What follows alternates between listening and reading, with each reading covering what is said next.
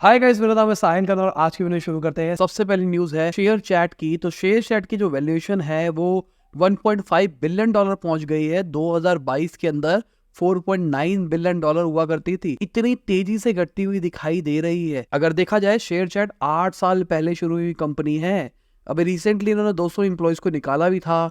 थोड़ा पैसों का भी क्रंच चल रहा है। अभी कंपनी कह रही है कि 4 से 6 क्वार्टर लग जाएंगे प्रॉफिटेबल आने में। अभी रिसेंटली इन्होंने फैंटेसी स्पोर्ट्स ऐप भी निकाली, एक लाइव ऑडियो चैट सर्विस भी निकाली। उसके बाद भी कंपनी को प्रॉफिट निकालने में दिक्कत आ रही है। अगर रेवेन्यू पॉइंट ऑफ व्यू से बात करके चले तो 31 मार्च तक कंपनी ने 65 मिलियन डॉलर का रेवेन्यू रिपोर्ट किया था। अगर हम फायरिंग की बात करके चले तो फायरिंग के टाइम पे इनके जो को फाउंडर्स थे उन्होंने अपना एग्जीक्यूटिव रोल छोड़ दिया था।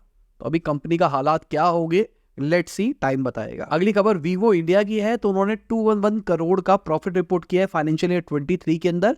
ये सोचने वाली बात है, समझो एक बात को। फाइनेंशियल ईयर 23 के अंदर का जो रेवेन्यू है ना वो 29,784.90 करोड़ का है और पिछले साल 26.971.11 करोड़ का था। तो भाई समझने की कोशिश करो कितना ज्यादा रेवेन्यू है येट प्रॉफिट इतना कम है। जो इनकी सेल्स है वो 9% बढ़ती हुई दिखाई दे रही है। और यही शायद मेरे हिसाब से रीजन था कि कुछ टाइम पहले ईडी ने कहा था कि भाई आप टैक्स की चोरी कर रहे हो, आप मनी लॉन्ड्रिंग कर रहे हो। ईडी ने डेटा तक बताया था कि 2014-2021 के अंदर इन्होंने 1 लाख रुपया बाहर किया है, अपने फालतू के लॉसेस दिखाए हैं और इधर से उधर कहानी करी गई है। लेट्स सी क्या होता है वीवो इंडिया, क्योंकि भाई इतना कम प्रॉफिट तो कहानी समझ में नहीं आती है। बाकी यार इस सैटरडे को वो एक वर्कशॉप कर रहे हैं जहां पर हम सीखेंगे किस तरीके से आप Amazon, मीशो या फ्लिपकार्ट के ऊपर अपना खुद का ब्रांड बना के प्रोडक्ट बेच सकते हैं। तो हम एक ऑफलाइन वर्कशॉप कर रहे हैं। डिस्क्रिप्शन में हमने लिंक दे दिया है। अगर आप ऑफलाइन आना चाहते हैं, उस वीडियो की हम रिकॉर्डिंग करेंगे और उसके बाद उसको यूट्यूब पे डालेंगे, जैसे अभी हमने क्लाउड किचन वाला डाला था। अगर आप ऑफलाइन आना चाहते हैं तो आप रजिस्टर कर सकते हैं। हमने पेड टिकट रखी है इसकी, ताकि क्वालिफाइड लोग आए और वही लोग आए जो इंटरेस्टेड है। साथ में आपको लंच भी मिलेगा, तो आपके पैसे वसूल हो जाएंगे, टेंशन ना लो। पर अगर आपने रिजर्व करी है टिकट और आप नहीं आते हैं तो यार आगे आपको कभी भी मौका नहीं मिलेगा। डिस्क्रिप्शन में लिंक दे रही है, जाके चेक कर लेना। अगली खबर लेंडिंग कार्ड की है। ये एक ऑनलाइन लेंडिंग स्टार्टअप है। तो इन्होंने 118 करोड़ का प्रॉफिट रिपोर्ट किया है फाइनेंशियल ईयर 23 के अंदर। और अगर रेवेन्यू टर्म्स की बात करके चले तो रेवेन्यू भी इनका बढ़ता हुआ दिखाई दिया है, ऑलमोस्ट 800 करोड़ पे पहुंच गया है। ऑलमोस्ट 30% के आसपास ग्रोथ दिखाई दी है। और सबसे अच्छी चीज ये है कि इनके जो एक्सपेंसेस है उन्होंने 15% से ज्यादा कम किए हैं। तो ये भी एक अच्छी चीज है। और यहाँ पे बात कर रहे हैं 2021-22 को कंपेयर कर रहे हैं करंट ईयर से। अगर वैल्यूएशन टर्म्स की बात करके चले तो 250 मिलियन डॉलर की कंपनी की वैल्यूएशन है अभी तक। अगली खबर, आईपीओ के अंदर डॉम इंडस्ट्रीज लिस्ट हो गया है 77% प्रीमियम के ऊपर। बढ़िया चीज है। अगर हम फर्स्ट क्राई की बात करके चले तो 500 मिलियन डॉलर का आईपीओ निकाल सकता है अगले हफ्ते। लेट्स सी कैसा जाता है, कैसा नहीं जाता है, क्या फेस वैल्यू होती है, क्या होता है। खबरें आएगी तब पता लगेगा। बाकी खबरें तो ये भी निकल के आ रही है, टाटा मोटर्स इंडिया का मोस्ट अफोर्डेबल इलेक्ट्रिक एसयूवी निकाल सकता है। टाटा पंच के नाम से 11 से 12 लाख के बीच की गाड़ी होगी। अच्छी खबर है अगर देखा जाए तो। बाकी खबरें ये भी निकल के आ रही है, टाटा कंज्यूमर्स ऑर्गेनिक इंडिया का कंट्रोलिंग स्टेक एक्वायर कर सकता है फैब इंडिया से। अगर देखा जाए फैब इंडिया के पास में 64% है इस टाइम पे ऑर्गेनिक इंडिया का, और अभी ये बेचने की तलाश में है। बहुत सारे लोग खरीदने की तलाश में। आईटीसी भी इस लाइन के अंदर लगा हुआ है। पर खबरों के हिसाब से टाटा कंज्यूमर प्रोडक्ट सबसे आगे चल रहा है, शायद इनको मिल सकता है।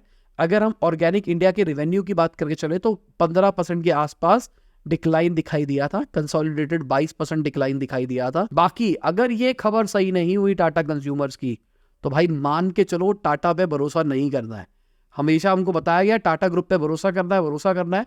पर पिछले 1-1.5 साल से सुन रहा हूँ टाटा कंज्यूमर या टाटा ग्रुप की जो भी खबर निकल के आती है वो झूठी होती है।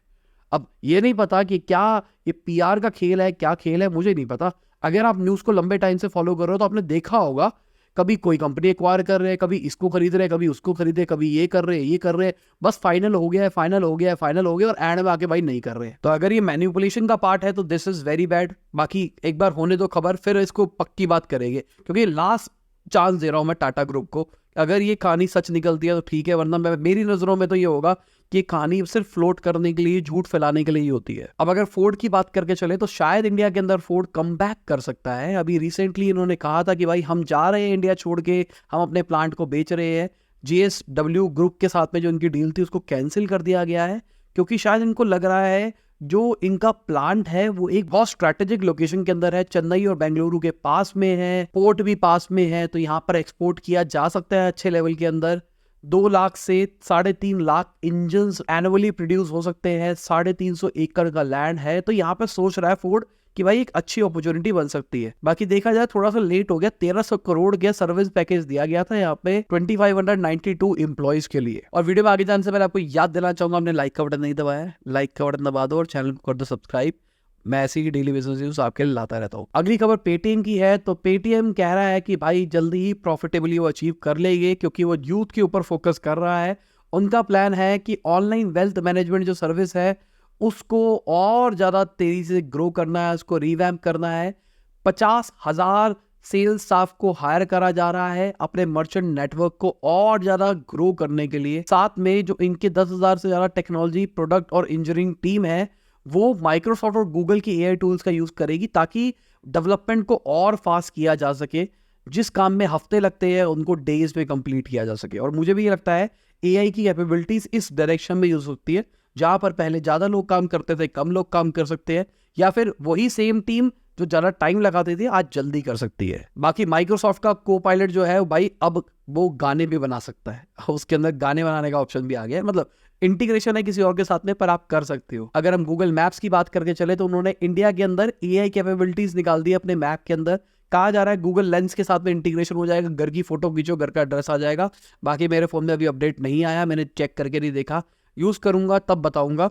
और मैंने कई जगह पे वीडियोस भी सर्च मारने के लिए मिली, मुझे मिला नहीं उस लेवल का कुछ। और दूसरी साइड पे अगर मेटा की बात करके चले तो वो ओएनडीसी के साथ में पार्टनरशिप कर रहा है स्मॉल बिजनेस की ग्रोथ के लिए। वो अपने एकेडमी के अंदर ये कोर्सेज वगैरह लेके आएगा जहां पर 5 लाख से ज्यादा एमएसएमई अपस्किल हो पाएंगे। उनको समझ में आएगा ओएनडीसी किस तरीके से उनके बिजनेस में हेल्प कर सकता है। बाकी कई लोग समझ नहीं पा रहे ओएनडीसी क्या है, सबके सब लोग कहते हैं ओएनडीसी बेकार है बेकार है।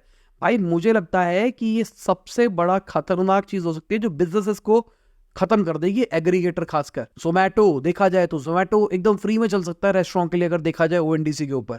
अभी ग्रोथ नहीं है, अडॉप्शन नहीं है, जैसे ही ज्यादा लोग अडॉप्ट करने लग जाएंगे तो देखो फिर आप पेटीएम के अंदर ही अगर ये आ जाए, और आप बेसिकली अभी ये भी आ रहा है पर ढंग से अडॉप्शन होने लग जाए तो क्या होगा, लोग पेटीएम से डायरेक्टली ऑर्डर कर लेंगे। उनको क्या करना है बाकी जगहों से। अमेजॉन वाला भी सीएमसी यहाँ पे आ सकता है, बाकी बहुत सारी चीजें यहाँ पे आ सकती है। तो जितने एग्रीगेटर्स वगैरह सब कुछ खत्म हो सकता है। अभी हम पेटीएम की बात करके चले, म्यूचुअल फंड बेचेगा, ये किएगा वो करेगा। अरे भाई म्यूचुअल फंड भी तो ओएनडीसी में बिकेंगे, सब कुछ ओएनडीसी में बिकेगा बिना किसी कमीशन के।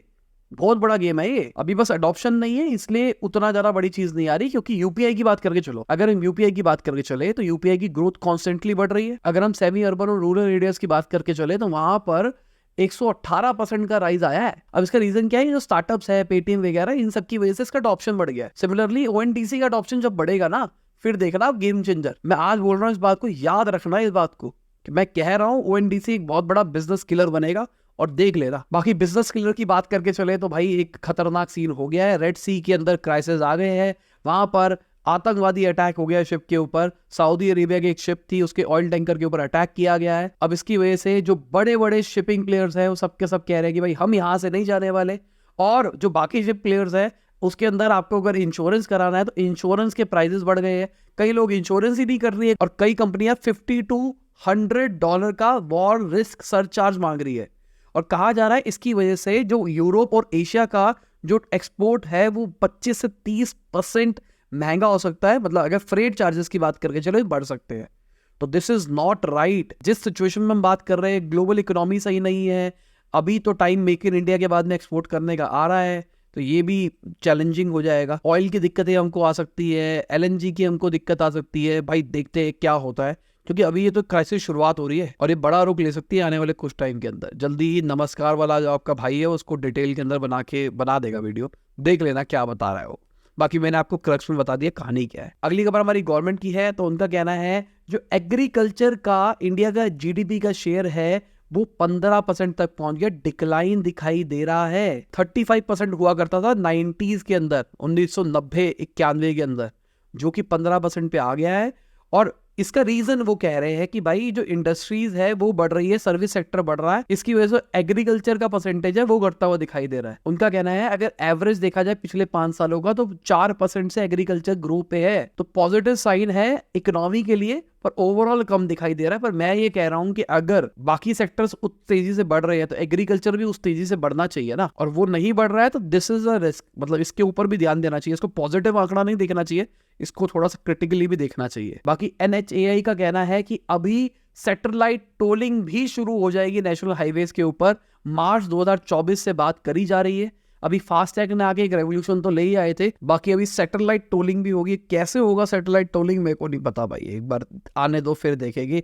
और कितने असली में टोल कटेंगे, कितने नहीं कटेंगे, कितने गलत कटेंगे, वो भी देखने वाली बात होगी। बाकी अगर नेशनल हाईवेज की कंस्ट्रक्शन और एक्सपेंशन की बात करके चले तो पहले 9 महीने के अंदर 10% ग्रोथ दिखाई दी है, मतलब अच्छे लेवल पे जा रहे हैं। नए प्रोजेक्ट्स की बात करके चले तो वहां पर 52% डिक्लाइन दिखाई दिया है, बहुत बड़ा डिक्लाइन है। और शायद ये भी रीजन हो सकता है कि इलेक्शन आ रहे हैं, उसके चक्कर में गवर्नमेंट बड़े रिस्क नहीं लेना चाहती।